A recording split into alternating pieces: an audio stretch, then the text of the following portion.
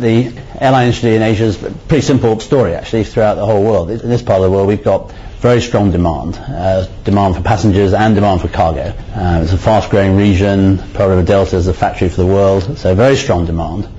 And at the same time we've got very strong oil prices. So really the aviation industry is about the balance between the strong demand and the strong oil prices. That's basically what sort of defines the business environment at the moment. I mean, obviously, at a lower level, it's about good service to customers, reliable product, operating efficiencies, all that kind of stuff.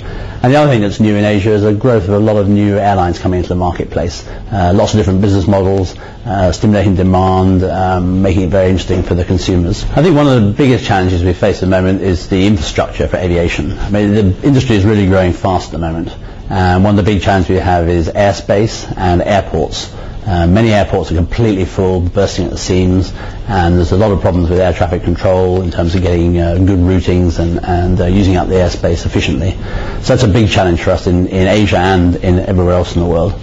Another big challenge that's coming up at the moment is the environment. In this part of the world it's not such a big issue yet, but I'm sure it will become so.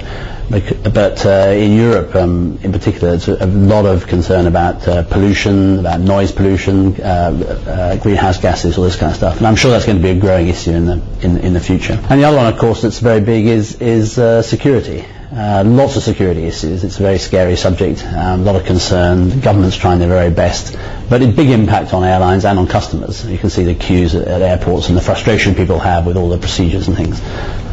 It's a sad fact of life these days. Well, I think innovation is just about improving things, and I think that almost everything falls into innovation if you define it that broadly.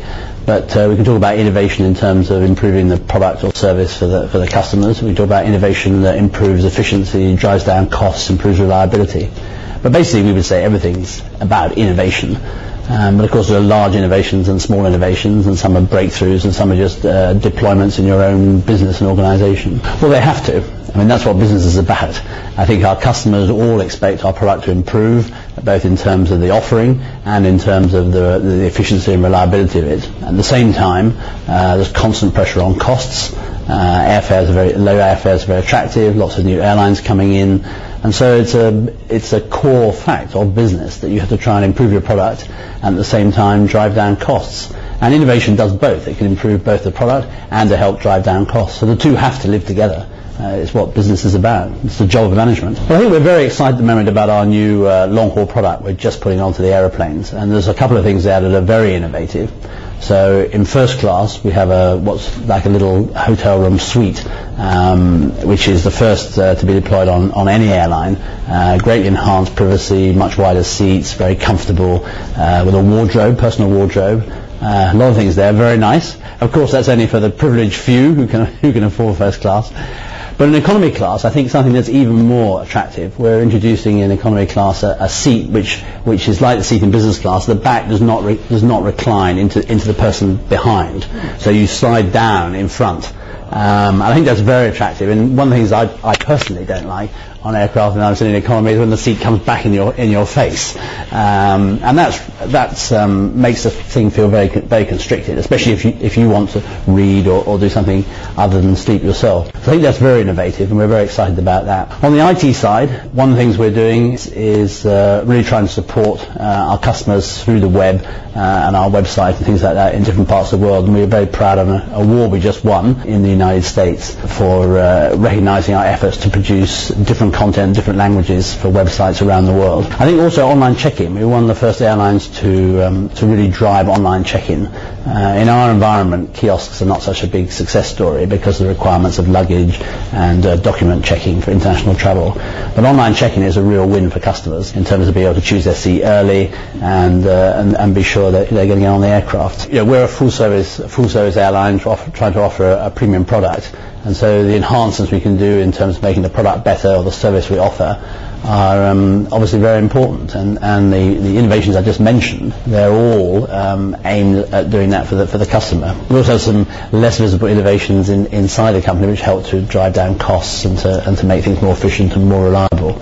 So I think innovation is aimed directly at improving the product and therefore improving the revenue and reducing the costs and improving the efficiency. I think it's quite exciting, aviation these days, that it's no longer one size fits all. If you go back 40 years ago, and the bad old days, all the airlines were sort of being constrained by artificial rules to offer exactly the same product, and seat pitch had to be the same, and there used to be rules even about sandwich size to make sure the product was all the same.